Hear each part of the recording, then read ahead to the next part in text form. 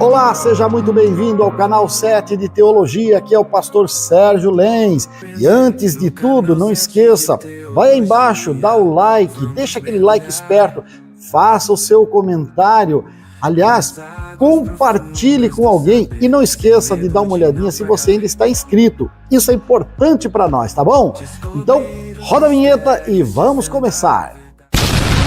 Nessa jornada rumo à evolução, 7 de teologia, nosso coração em devoção, em devoção.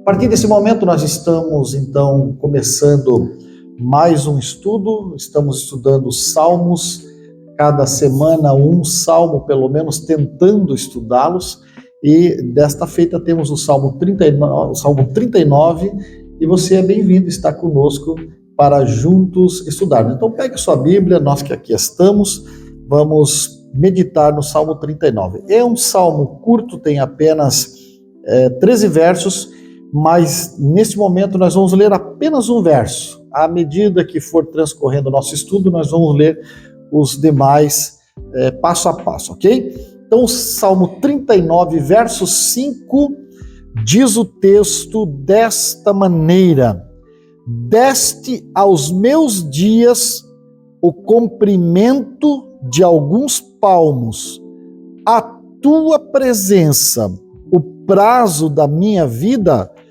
é nada. Na verdade, todo homem, por mais firme que esteja, é pura vaidade. E aí, eu fui procurar um tema para este salmo e descobri que, principalmente, aqueles que procuraram viver de maneira íntegra, como o próprio Davi, na maior parte da sua vida, os filhos de Asaf, nós temos profeta Abacuque, e por que não dizer os santos do Novo Testamento, todos chegaram a uma mesma conclusão: Deus é extremamente severo face à vulnerabilidade humana. Traduzindo em miúdos, nós somos fracos, mas muito fracos para suportar o peso de um Deus tão santo. E isso, para nós, se torna um fator de responsabilidade severa no que diz respeito à nossa caminhada rumo ao céu, que é para onde nós queremos ir. Quando nós fazemos uma breve comparação entre o Salmo 38 e o 39, você vai observar que o 38, ele vai revelar a crueldade vinda dos amigos. E diga-se de passagem, o inimigo não nos surpreende. O que nos derruba ao longo da caminhada é o amigo. O inimigo não. O inimigo sabemos suas artimanhas, sabemos o seu ódio, sabemos as suas armadilhas, sabemos o seu intento. Mas o amigo é aquele que eu e você não esperamos. E é por isso que Davi, então, ele lembra no Salmo 38 que existe crueldade, aí sim, de amigos e de inimigos. Mas aqui não. Aqui no 39, ele lembra da nossa fragilidade ante a severidade da santidade de Deus. Quer dizer que, quando nós nos propusemos a servir a Deus, a sermos fiéis, quando nós assentamos em nosso coração o desejo de morar no céu, de ir até a presença do Senhor, o próprio Davi, no Salmo 15, como nós já estudamos, ele diz: quem é que vai subir no teu santo monte? Quem é que vai conseguir? Porque quando nós olhamos para a nossa realidade e levamos a sério aquilo que a Bíblia traz para nós como recomendação para chegar perto de um Deus Santo, se levarmos a sério, nós desistimos. Se você levar a sério, você desiste. Você vai dizer, pastor, mas que tipo de incentivo é esse para eu continuar crente? É o incentivo certo. Eu não quero que você firme a sua vida, a sua trajetória, o seu trabalho, os seus dons, as suas atividades em você, porque você nada mais é do que uma casa construída na areia. Se você colocar tudo que você é, tudo que você tem, tudo que você já fez e todas as possibilidades que você tem à frente como possibilidades do que você ainda pode fazer, se você colocar em Deus, aí você vai olhar para o espelho todos os dias e vai lembrar que você é só você, simples, humano, frágil, fraco e falível. E isso vai te levar à dependência dele. E quando você depender dele, aleluia. Alguém fez uma comparação e eu achei fantástica muitos anos atrás.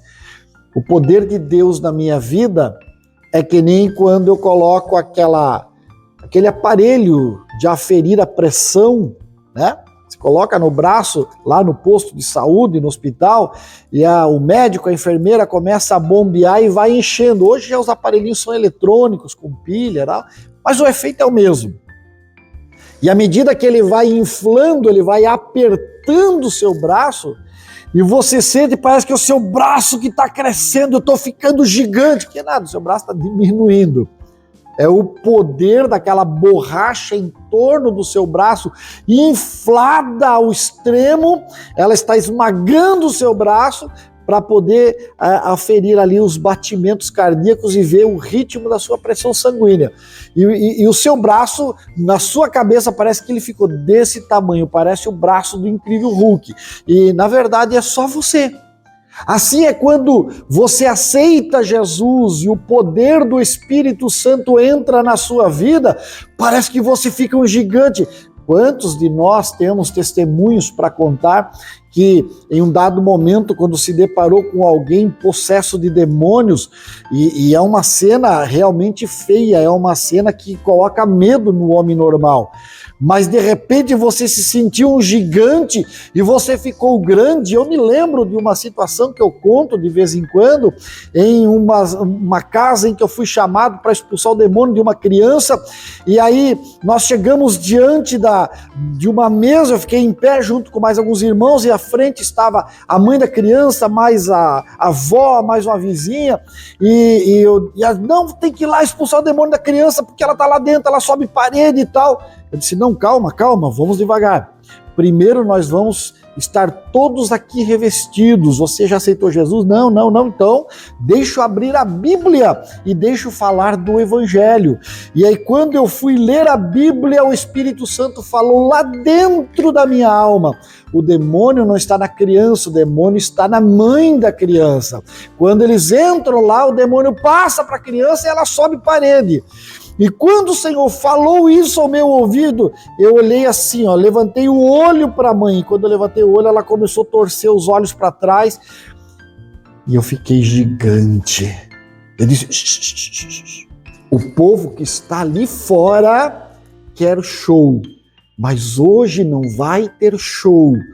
Hoje você vai sair em nome de Jesus. E falei baixinho assim, vai sair em nome de Jesus. Porque aqui nesse lugar é só a presença do meu Deus que vai ficar. E ela foi fechando os olhos, caiu, a mãe segurou, a vizinha segurou, oramos, ela acordou, o que está acontecendo? Jesus fez uma obra nesse lugar. Não precisamos de holofotes, nós não queremos um sentir super qualquer coisa, só queremos dar a glória para Jesus. Você quer aceitar Jesus? Eu quero, tal. Aceitou Jesus, oramos por ela, pela criança, e nunca mais houve manifestação de demônio naquela casa. Por quê?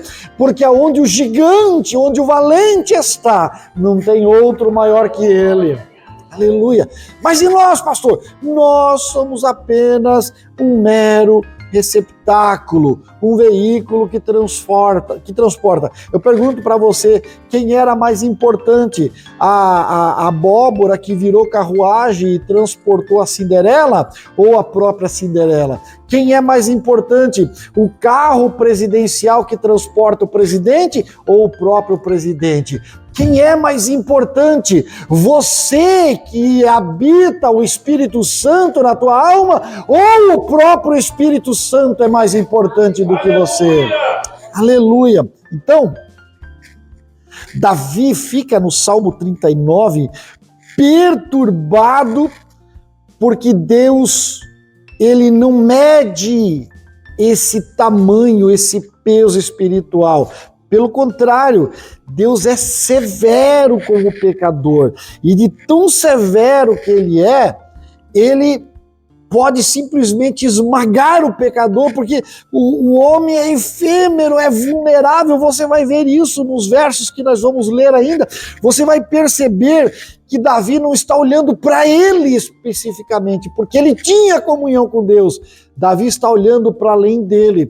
Aliás, um homem bom, ele olha para si, para sua alma.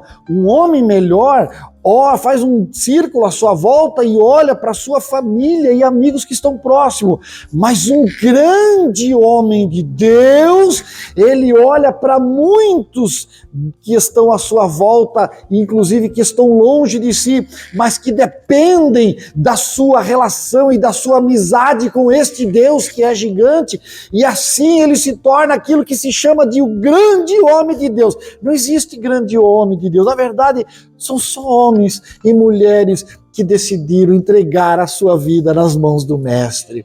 Quando você entende isso, você vai entender a relação que Abraão tinha, inclusive respondendo a pergunta de um internauta que é um fã do canal, por que Deus age só, parece que nos 45 do segundo tempo, quando nós achamos que já perdemos tudo. Não. Você não entende? Deus trabalha no tempo certo.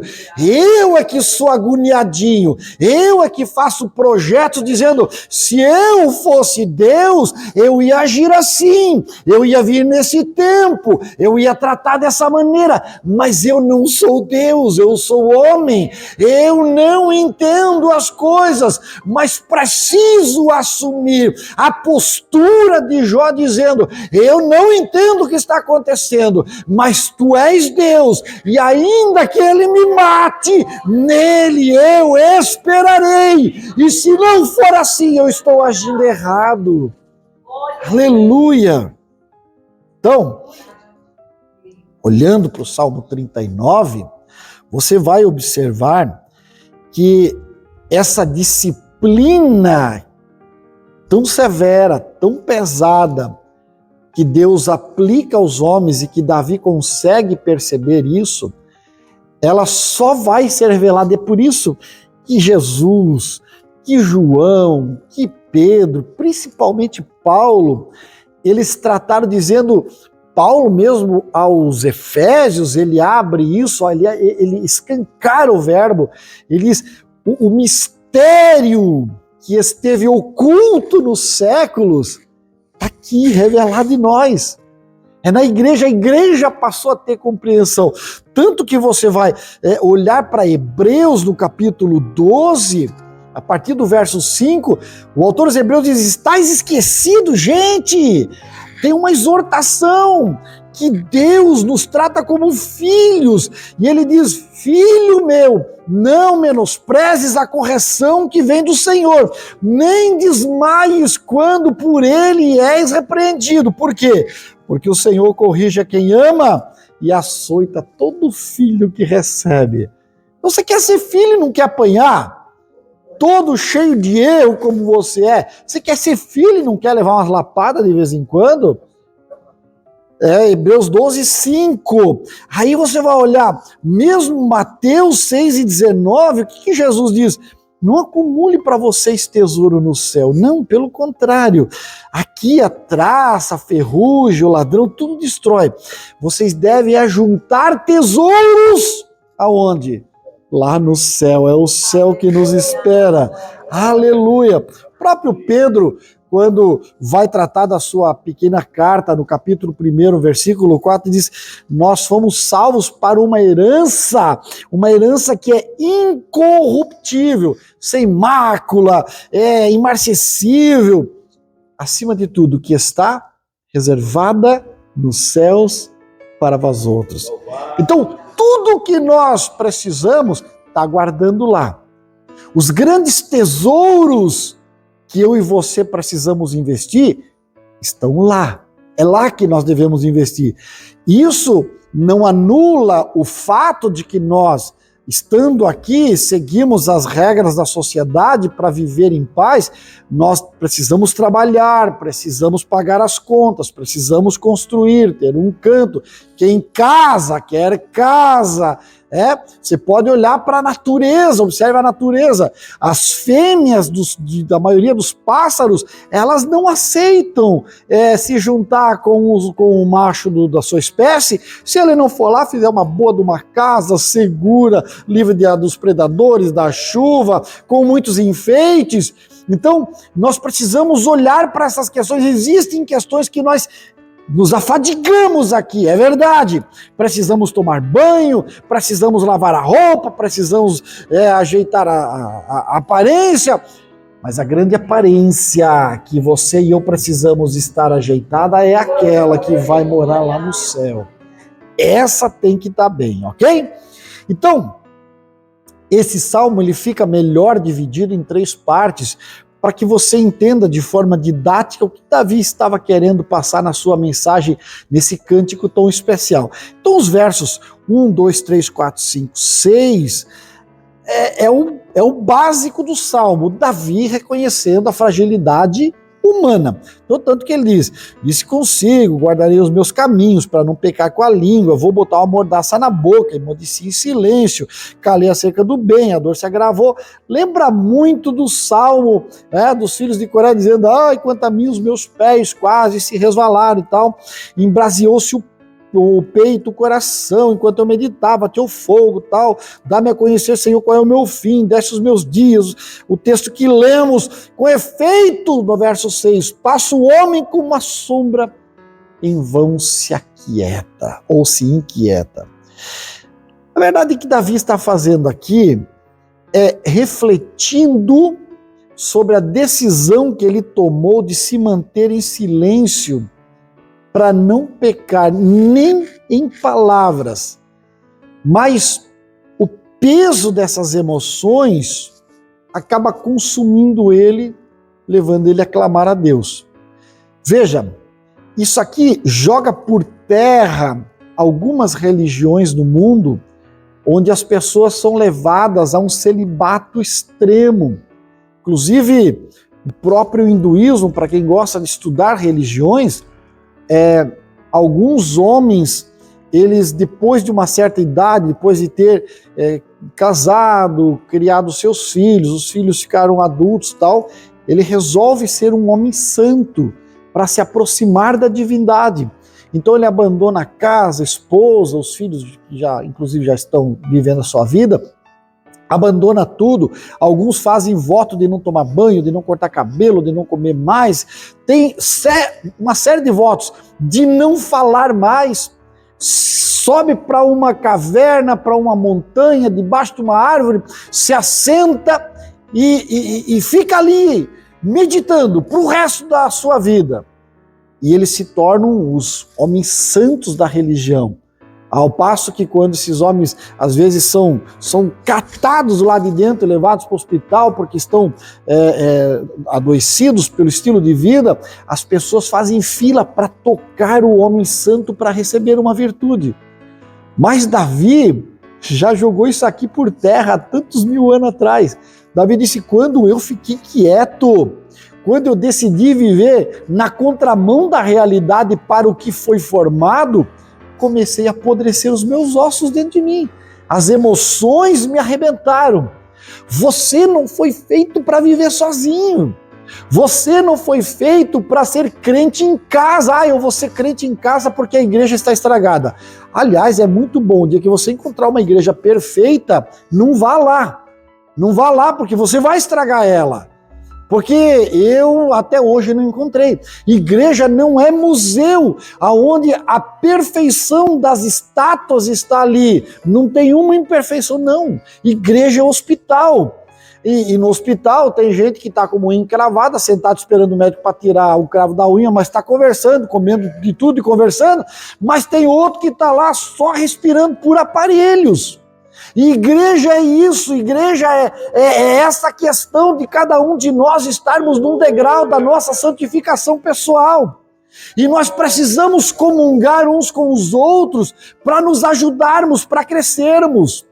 E onde que começa a igreja, pastor? Começa lá em casa, quando eu desligo os aparelhos e morro. Não, desligo os aparelhos, desligo o Wi-Fi, desligo tudo, olho nos olhos uns dos outros e conversamos sobre as nossas emoções.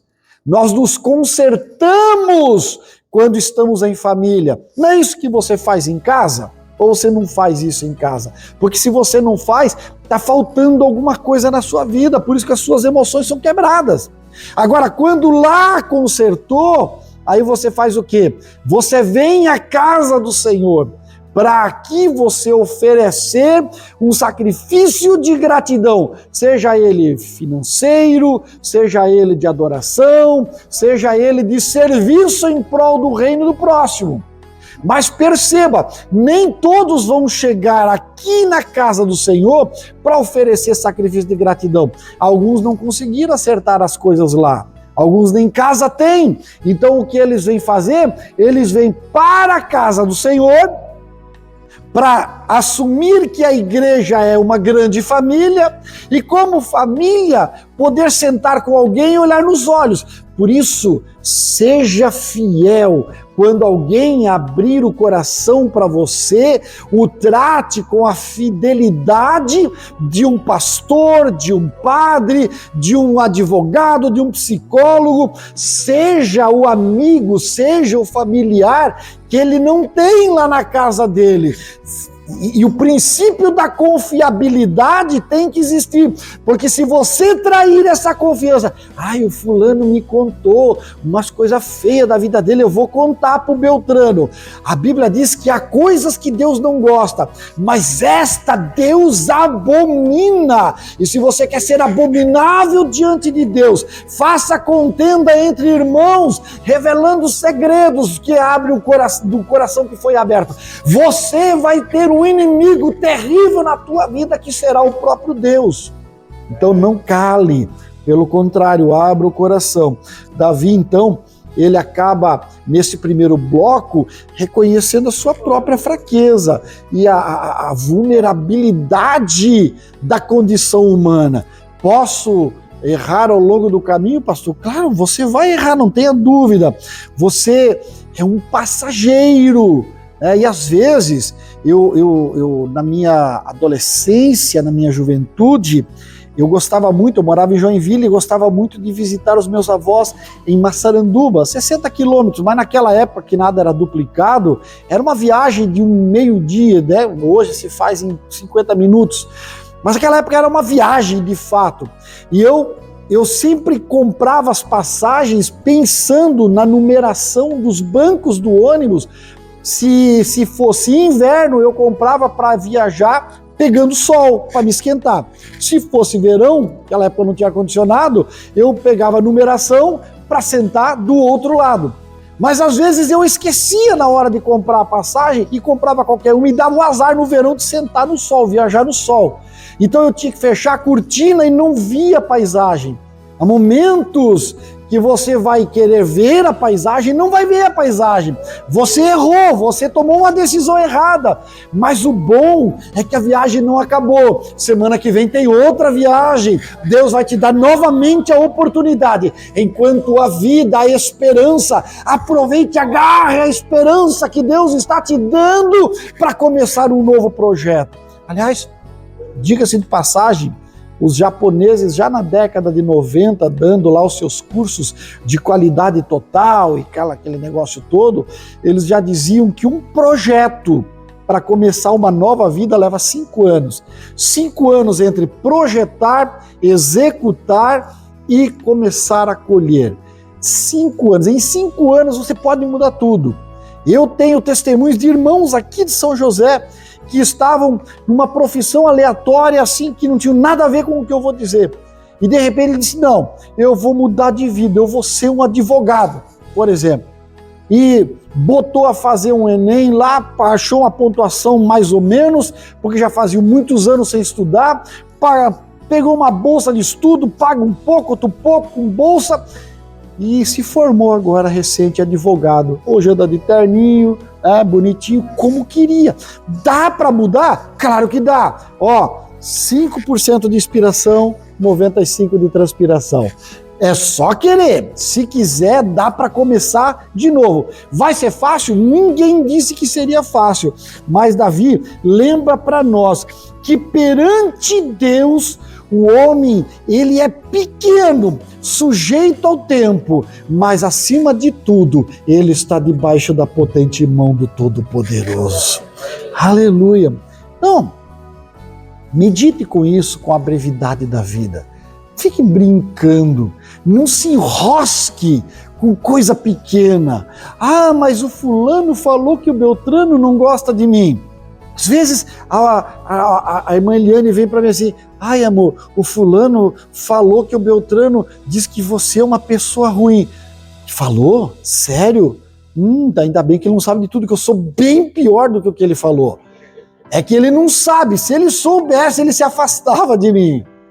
Mas a graça de Deus, a misericórdia de Deus, como eu disse domingo, às vezes a gente tem vontade de desrosquear a cabeça de cima do pescoço de algumas pessoas, mas fica só na vontade, porque até que eu entro no teu santuário, Senhor, e daí eu começo a atinar com o fim de todas as coisas, e aí eu fico pensando, que bem tenho eu no céu, senão ao Senhor, não tenho outro bem aqui na terra, a não ser o Senhor, e o Senhor me deu algumas poucas vantagens de sentar na janela para apreciar a vista da viagem.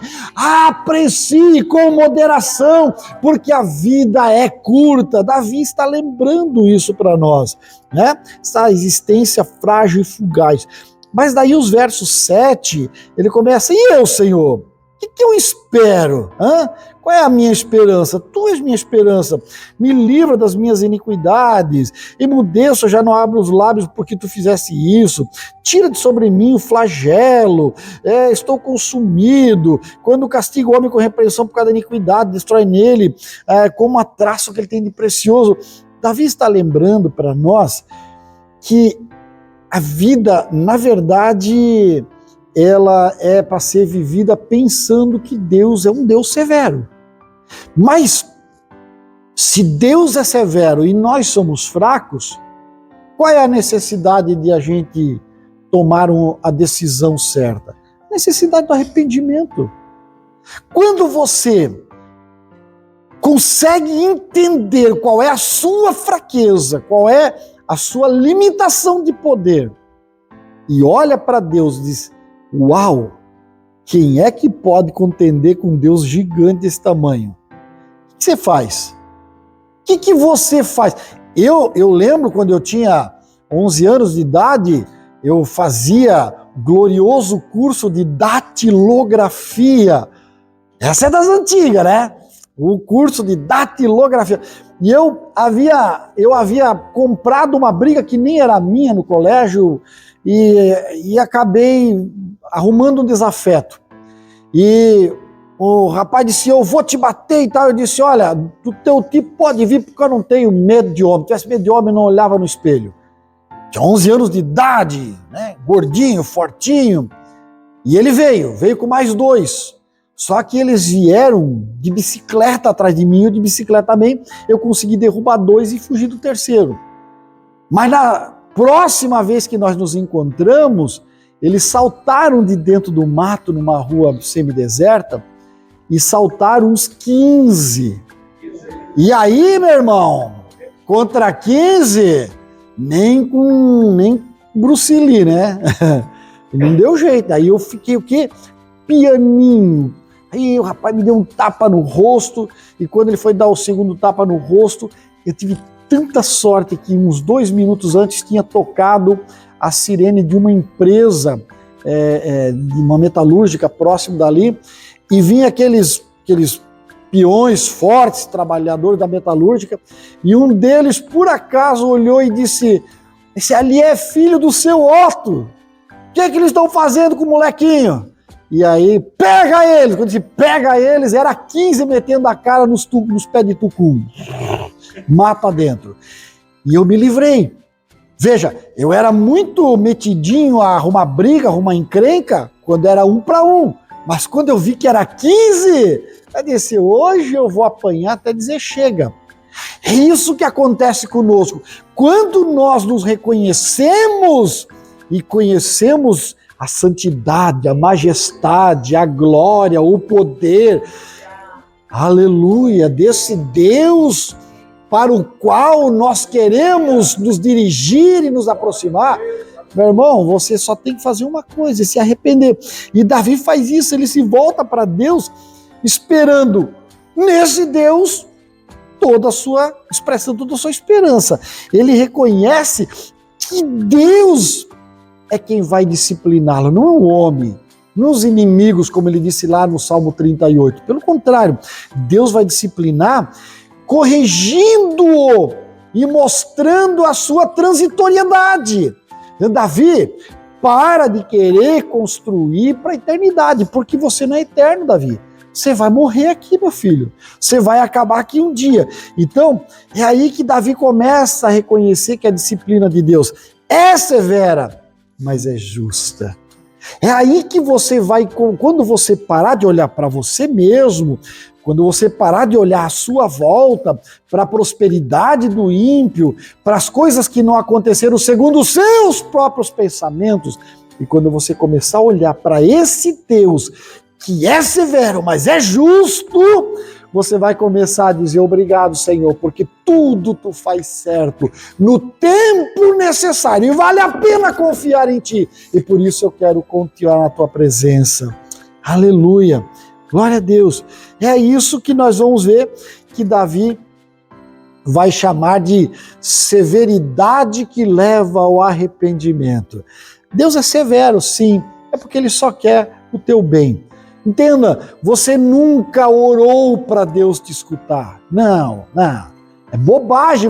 Eu vou orar para Deus me ouvir. Então você nunca soube orar. Você não ora para Deus te ouvir. Ainda que os teus ossos não estavam totalmente formados, ele já te conhecia. Ainda nem se formou nos meus pensamentos a palavra. Quanto mais saiu na boca, ele já sabe o que eu vou falar. Então você não precisa falar para Deus te ouvir. Por isso joga por terra a ideia de que para orar tem que ser gritado. Tem hora que você tem que gritar, mas não é para Deus te ouvir, é para sair da tua alma essa coisa ruim que está presa aí dentro. Igual uma enchente de coisa ruim, de sentimento negativo, tem que sair de dentro. Aí você dá uns gritos, fica louco. Não precisa orar gritado, principalmente em um ambiente onde você está junto com outras pessoas. Eu sei que todo mundo grita junto, mas quando estamos todo mundo na mesma altura, respeita o outro, a dor do outro. Às vezes o outro só quer ficar quietinho e chorar as suas mazelas. Não é isso? Você precisa entender que você não ora para Deus te ouvir, você ora para poder colocar para fora aquilo que está represado dentro de você. Você ora para você conhecer o Deus que não age nos 45 do segundo tempo. Ele vem na hora certa, ele age da maneira correta, ele é justo, ele é santo, ele é perfeito, ele sabe tudo, ele é onisciente, onipresente, onipotente. Você que é tudo travado, tudo cheio de erro, ainda quer dar ordem para Deus. É por isso que nós precisamos reconhecer e pedir misericórdia dele. Então, aí nós caminhamos, porque o tempo nem vai nos permitir ir muito longe, os versos 12 e 13, quando ele vai dizer, ouve, Senhor, a minha oração. Escuta-me quando grito por socorro. Não te emudeças à vista das minhas lágrimas, porque sou forasteiro à tua presença. Peregrino com todos os meus pais, ou como todos os meus pais o foram. Desvia de mim o olhar para que eu tome alento antes que eu passe e deixe de existir. Então ele se arrependeu e aí no final não poderia ser diferente. Ele pede por misericórdia e por compreensão. Senhor, e sabe quando que a resposta de Davi desta oração, deste salmo especificamente, vai acontecer? Gálatas 4:4. Em chegando a plenitude dos tempos, Deus enviou o seu Filho, nascido de mulher, debaixo da lei, para compreender a nossa natureza. O autor aos Hebreus vai dizer, ainda que ele era filho, teve que passar pelo sofrimento. O próprio Jesus disse, se eu quisera, eu pediria legiões de anjos. Mas não foi para isso que o Filho veio. O Filho não veio para ser servido. O Filho veio para servir e dar o exemplo para vocês. Como eu fiz, façais vós também. Então, a oração de Davi pedindo por misericórdia e para que Deus desça para compreender a natureza humana está em Jesus. Por isso, quando você ora, você não diz, Jesus, eu escuto ainda às vezes, né? Tu és o nosso Pai. Oh, não avacalha. Jesus não é o Pai. Seria o equivalente os meus irmãos olhar para mim e dizer, Sérgio, tu és o nosso Pai. Não, nós somos tudo filho do Otto. Já falecido, mas somos filho do Otto. Senhor, eu não sou pai de vocês. Jesus não é o nosso pai, Jesus é o nosso irmão mais velho. Ele veio para sofrer, ele veio para sentir as dores, o cansaço, as dificuldades, para gemer junto conosco, para entender o que estava acontecendo conosco. É aqui, meus amados, que nós vamos entender que Davi clama para que Deus ouça a sua oração, lembrando, Senhor, eu só sou um peregrino, um forasteiro nessa terra. Senhor, tem misericórdia. É aqui no final do salmo que ele vai pedir essa misericórdia. Dizendo, Senhor, sabe como é que está a minha situação? Aqui a minha situação não está fácil. E reforçando o que eu falei antes, você não ora para Deus te ouvir. Ele já está te ouvindo. Você ora para você aprender a ouvir Deus. Você precisa orar para aprender a se render e a ouvir Deus. Se você disser, não, então Deus me ouve, Ele sabe o que está passando na minha cabeça, eu é que não vou orar mais. Aí você vai ter problema, porque vai chegar lá na frente, Deus vai estar trabalhando e você vai dizer, que loucura é essa? O que está acontecendo aqui? Deus não me ouve mais? Por quê? Porque você começou a viver carreira solo. Jogar carreira solo é um perigo. É só olhar as grandes bandas que fizeram sucesso na música secular, quando geralmente o vocalista saiu para jogar carreira solo, fez ainda porque tinha nome um tempo de sucesso, mas depois acabou em nada. E onde é que nós olhamos o grande exemplo? Lá no Éden. Houve um anjo que disse, eu agora não preciso mais fazer o que Deus manda. Eu subirei ao alto, lá do monte colocarei o meu trono, subirei acima das estrelas do Altíssimo, serei semelhante a Ele. E sempre que o homem trabalha dissociado à vontade de Deus, vira um diabo. Vira um diabo, se acaba. Um inimigo que não entende os projetos de Deus, mas que Deus nos dê nesta noite capacidade de entender a sua vontade, que Ele nos dê compreensão e nos dê o desejo de, como Davi, ao localizarmos dentro de nós qualquer discrepância, qualquer coisa que dissocie da nosso querer ao querer de Deus, que Ele nos dê capacidade de pôr oração e dizer, Senhor, eu sou frágil, eu sou pequeno, Tu és severo, mas eu quero viver pela Tua severidade e entender a Tua vontade. Deus te abençoe, continue confiando nele, porque Ele ainda é o maior, o melhor e o mais fiel companheiro.